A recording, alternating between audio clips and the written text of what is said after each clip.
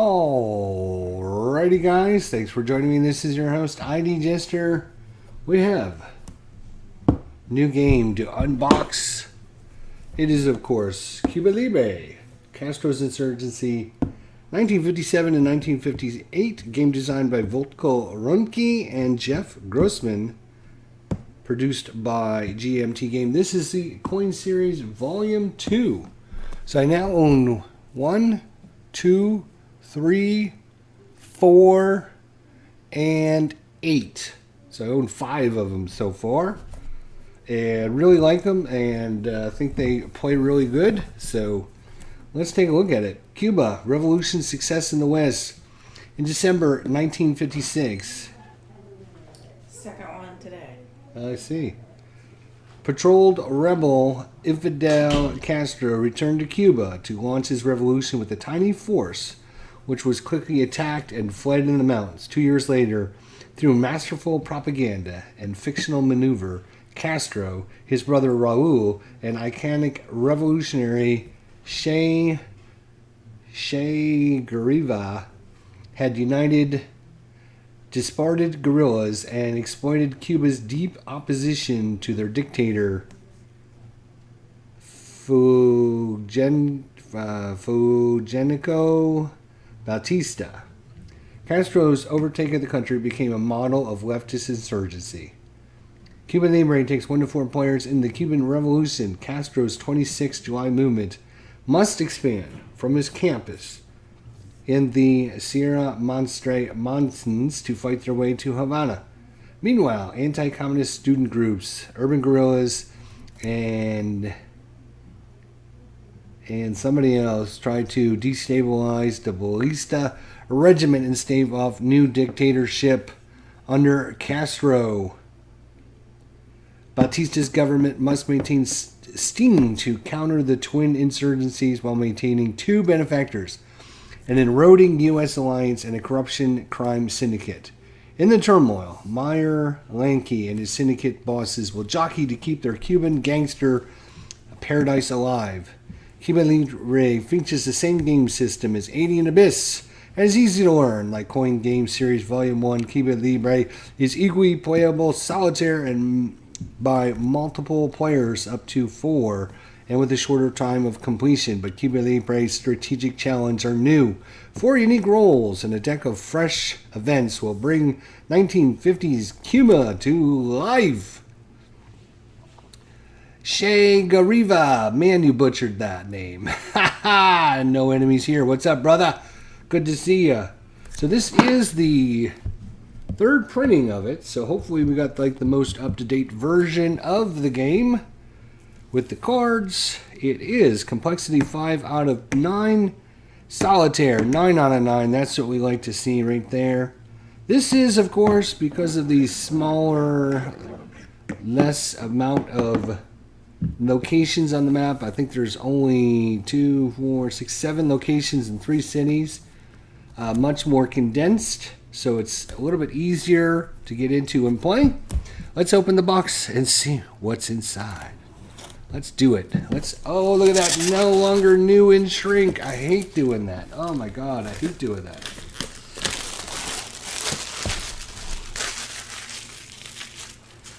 Good to see you. No enemies here. Where's Tony and Ruff? Yeah, where are they? I don't know. Alright, so we have the Castro Insurgency Coin Series Volume 2, Cuba Libre. It's going to come in about 20 pages. If you played any of the coin games before, though, it should be pretty easy for you guys to pick this one up. Especially, like I said, it's a little bit simpler. Alright. Then, of course, we have the playbook, which is kind of cool because it has historical information for you on all the different events. And they also color code the how it's designed, who's going to get to go first, second, or third on the cards, plus some information about each of the cards. So you probably will be able to learn a little bit of things here as well. So color example in the books, and Lock and Load Publishing's here. Hey, David, how you doing? Good to see you, my friend. Hope your Thanksgiving was well. Hopefully you got lots of good food there. Card and Dice TV is here as well. Wow, great channel. Card and Dice, what's going on? So, of course, with the third printing, we have the government, the Directorio, the Syndicate, and, of course, the 26th of July, which is Castro's faction. Each of their abilities and what they can do. Of course, we're going to get a few copies of this. Quite a few copies, as a matter of fact. And, of course, here is your AI for it. So your non-player government, your non-player Directorio, non-player Syndicate, and your non-player 26th of July. So no matter which faction you play, you can play the other factions, just go through the flowcharts. Looks a little bit simpler than it really is, to be honest, because a lot of this information is not on these compared to these. These will give you specific directions and say, okay, it costs per U.S. alliance 2 to 4 resources per space. Well, if we look at this one, you see it doesn't even tell you that. It doesn't even tell you how much it costs to actually activate this. So you kind of have to use, for me anyways, I kind of have to use both of these, which is kind of a pain. But, you know, it is what it is, you know. So lots of couple of those. We have your sequence of play, propaganda cards, and of course, when you do your propaganda card, it has a little chart there. Your random, when you're playing solo, you're going to roll and it'll tell you where to randomly do your activities. There's a couple of those. One sheet of counters, which are punch in, punch out, pre-rounded counters for the most part. The only ones you need to actually clip, for some reason, are the little ones down here at the bottom. So you have to punch these out, clip out all of these stupid corners. Hate it, hate it, hate it. I want to punch it out and play and be done. But of course, government's trying to get control of areas. The 26th of July is trying to get control of areas. Two-sided, Directorio control, Syndicate control. Everyone's vying for control. Then, of course, you're going to have terror markers and your sabotage markers. And then your active and passive supports. You're going to have your cache, which is going to be the what do they call them in this game? It's the Syndicate, right? Yeah, the Syndicate. So the Syndicate's going to have cache that they can put out. I love the pop in, pop out. No counter clipping at all. Couple spare species, but most of them, like I said, most of them are punch in, punch out. Just have to cut these few out at the bottom. Why they couldn't spend the extra 10 cents to have this pre-cut for us, I don't know. Anyways, we have, of course, our map. We'll look at that here in a second. We have 3 dice, which is interesting because the game comes with 4 factions, but you only get 3 dice. They could have thrown a blue dice in here for the government, but they didn't. You have all your little pawns and pieces. There's usually an extra cube for each of the different pieces. So you won't use the whole bag. You'll have a few spares in case you drop them all over your ground like I do. A few baggies. And of course our cards. Box is nice quality box, at least. Thick. It's not going to break or bend anytime soon, which is good. Of course you have this nice insert which you can probably remove. So let's look at the map. Actually, let's look at the card since I have my knife out. Without cutting my hand off, that's a good thing. All right, third printing of the game, so hopefully they've got all the cards now figured out. The back of the cards look like they're all pretty close in color. You're not going to be able to discern any card from any of the others, which is a big beef of mine right now because of what's going on with some of the other games that I have. And of course, you're going to have your factions here. One of the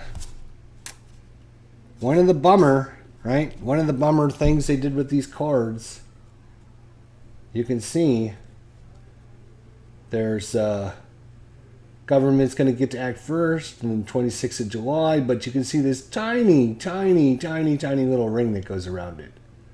And the tiny little ring that goes around this one. And there's no ring around the Syndicate one. And those little rings represent whether or not they will play the event, if they have the chance or not.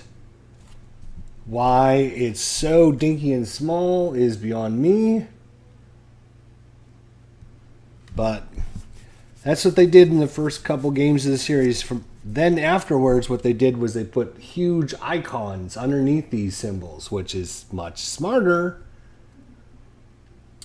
Of course, you get your nice picture information. And of course, normally the government is going to play the top event and the insurgency factions are going to play the bottom of the event if they have the opportunity. Just like all the other coin games, there is 48 different events, and of course 4 propaganda cards for 52 cards. Move all this stuff out of the way so we can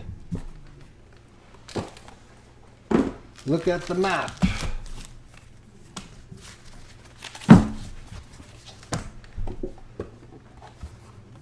Third printing, Cuba Libre, in case you're just joining us.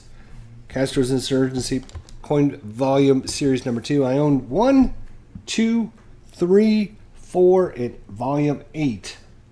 So we're starting to get a few of these under our belts here. And we actually have Fire in the Sky, the new Tarong bot, is been released by GMT. And that was on the P500. And so I should be getting that on Tuesday. And so we're going to get to use the new AI system for the coin system. Oh yes, much smaller map. This is so much nicer compared to these other ones. The other ones literally take up my whole desk size. You can't really see, but over here, it's going to be much bigger map. This is much smaller, much more easier to manage, play. You have room for cards. You have room for your dice, your extra pieces.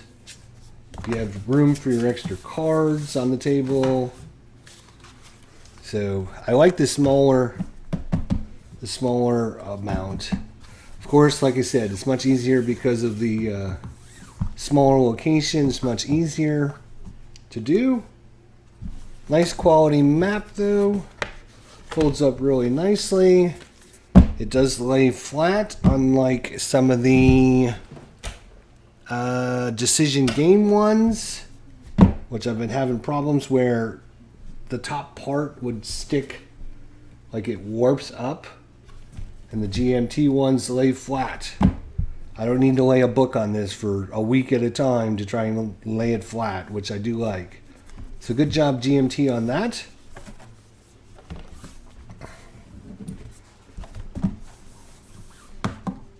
Pretty standard coin system stuff. I guess this is kind of like the default coin system game. We have one government, you have 3 factions that are insurgent factions. The other 3 factions are all kind of vying for things. You have the default sequence of play. Each pawn, two of them will get to act, then they'll go ineligible. The other two will then be eligible for the next event, and then they'll flip places back and forth. Of course, you can pass. So very base coin game, which is nice. If you're trying to learn a coin game, highly recommend you check out Cuba Libre first. Nice map, nice pieces. Not happy that they couldn't spend the extra 10 cents to have those already punched out for us. Good player 8 cards. I wish they would come up with a new AI system for this game as well, since this one is super popular. While these are nice, they're not as good as the new AI system. The new AI system basically has cards, and you flip up a card and you do with it, let's say, can they do this? And if you can, then you play the card. If you can't, then you go to the next card. And you look at it and you'll say, can they do this? Yes, they can. Okay, then follow the directions on the card.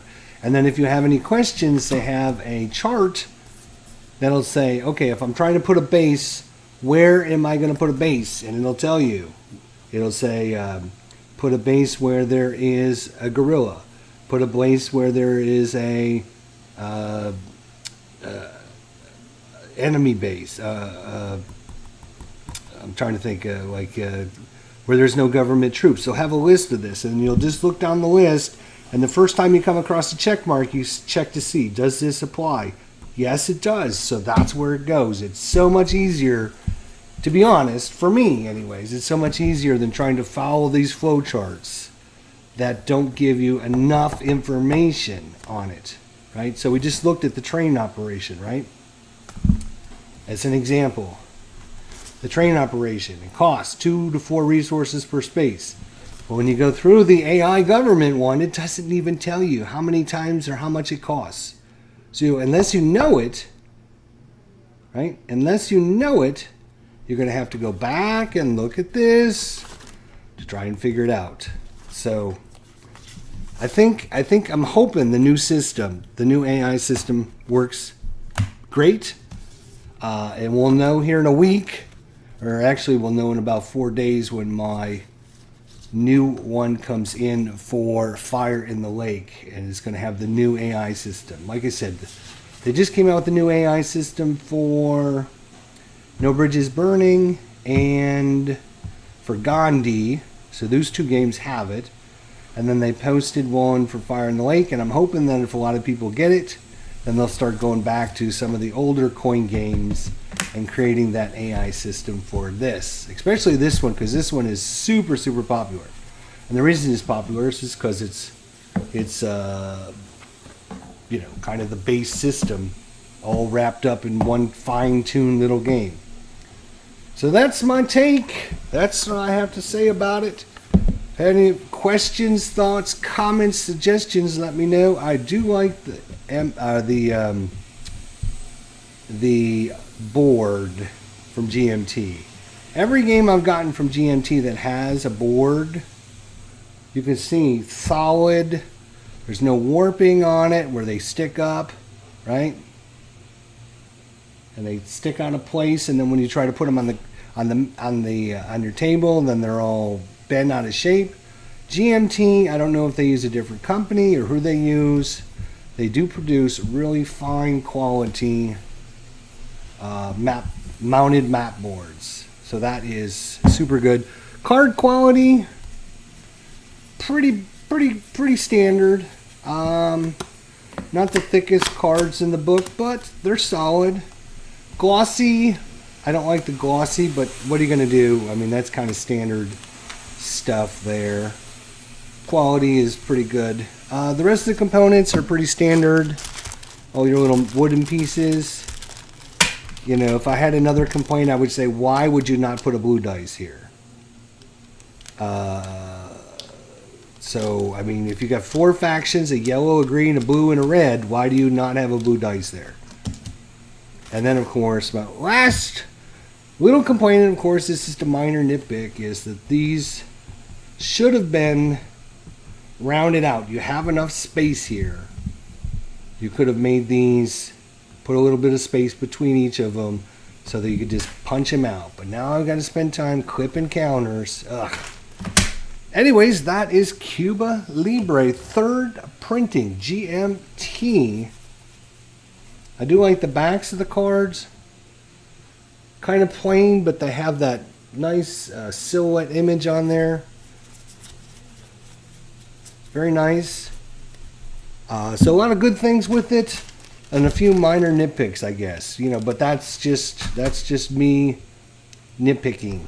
So if you don't mind a few nitpicks, highly recommend. You can still get this game, 3rd edition. You can get it on Amazon. You can check out your local game stores. They might be able to order a copy in for you. But if you want to learn the game system, the coin game system, highly recommend you start with Cuba Libre. We'll get this on the channel for you as soon as we can. Unfortunately, we're trying to finish up our 80 and Abyss, which we've gone through 4 episodes of that so far. And then we've got the new AI bot for Fire in the Lake coming. So Fire in the Lake was going to come next. So maybe this one will come after Fire in the Lake. But all in all, good quality product. Another quality game from GMT. I still give it, 2 thumbs up. I think it's well worth your time and investment in money. If you have any interest in the coin game system in general, if you have any interest in the Castro regime, or if you're just wanting to play a really good game that you can get some of your friends to play, that's kind of war gamey, but not really. It's kind of a, I would say, Euro-y kind of war game with a lot of pieces and counters and stuff. It's I would highly say that your friends, even if they're not war gamers, would be able to play this. You're just playing cards to put pieces on the map, take your enemy pieces off, and trying to complete your objectives. And you can get this game done in probably a couple hours. So anyways, another good quality product, Cuba Libre Volume 2. Thanks for everyone coming out. No Enemies Here, Lock and Load Publishing, Cards and Dice TV. 3 great channels on YouTube. Be sure to check out all 3 of them. And we will see you next time, guys. Thanks for watching.